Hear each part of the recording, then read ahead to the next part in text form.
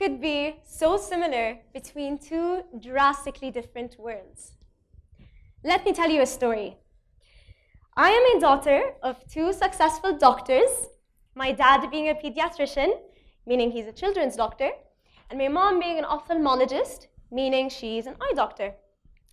And their work has always been a source of fascination to me ever since I was young. And it's expected, and normal even, for me to turn out to be a doctor as well.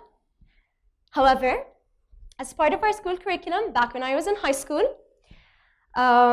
we were required to pick a subject of our own choice. And I went for robotics, since it was something that I've never ever tried before. Now, during our robotics course, we were required to create certain projects and prototypes. And I vividly remember one project my group and I created, which we called the Qarura project. Now, the Qarura project, Qarura meaning bottle in Arabic, consisted of 4 individuals, and it aimed to ease the process for water delivery companies, since they are heavily relied on here in Jordan, where the sensor in the smart water bottle would send a signal to a microcontroller, in which then the microcontroller would send a message to the water delivery company that this certain household is in need for more water.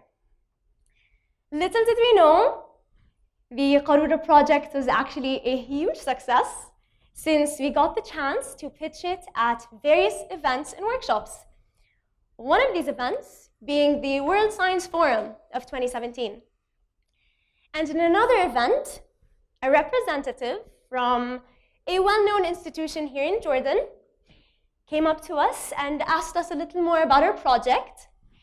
And then she introduced us to this program called Tech Girls. Now, Tech Girls is an international summer exchange program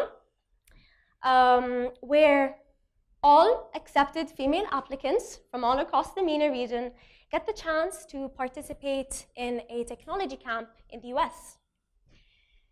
Now, I didn't really think much of it until 2 days before the deadline, because clearly I am the best at time management. Apparently, so am I at sarcasm. And it was indeed hectic, since I had to answer 5 essay questions in one night. However, I did, at the end, manage to submit my application exactly 43 minutes before the deadline. But the hassle was indeed all worth it, since I got the chance to meet 27 innovative and creative females from all across the MENA region, since I was one of the 4 chosen delegates to represent Jordan in the program. Now, during our stay in the US, we visited prominent tech companies such as Google. As you can tell, I was quite excited about our visit to Google. And we also participated in various discussion panels, leadership clinics, and even community and service activities. And we learned more about programming and the importance of STEM fields in our daily life. And by STEM, I mean science, technology, engineering, and mathematics, not stem cells, although it probably would have made me look a lot cooler.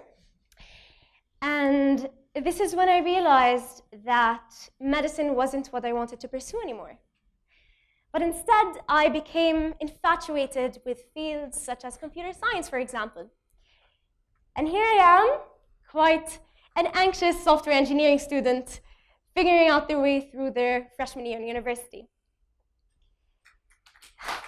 Thank you.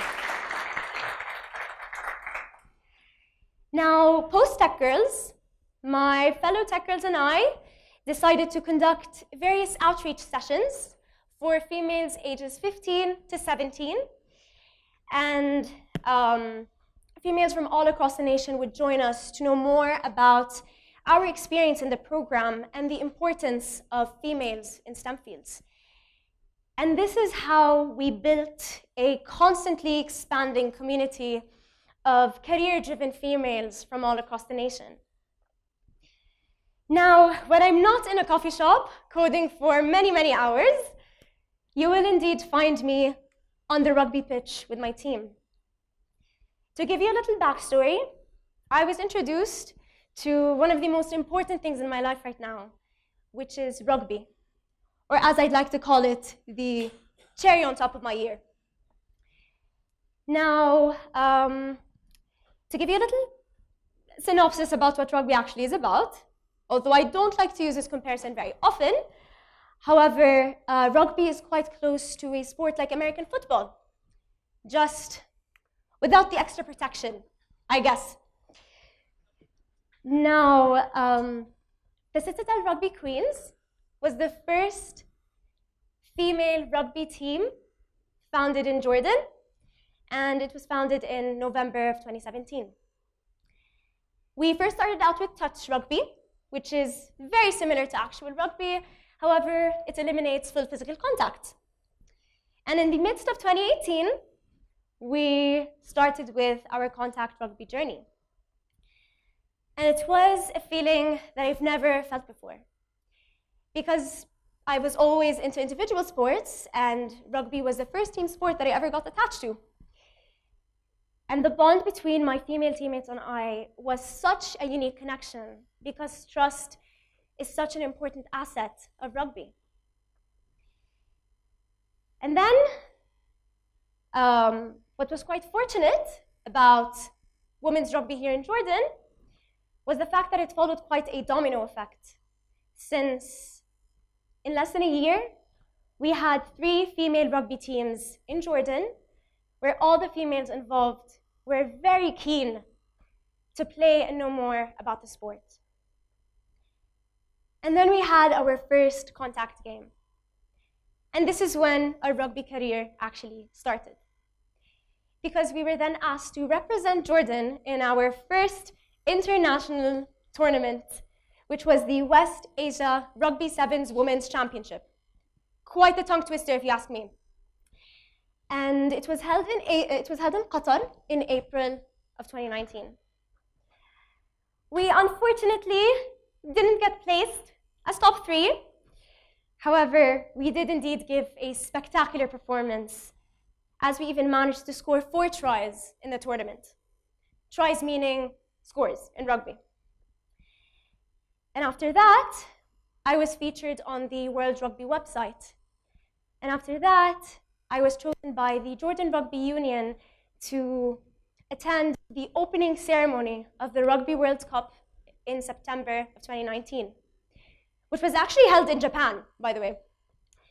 And this was the first Rugby World Cup ever held in an Asian country.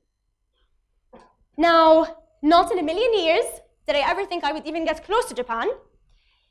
And not only did I get the chance to see my favorite rugby players play meters away from me, but I also met young rugby players from all around Asia.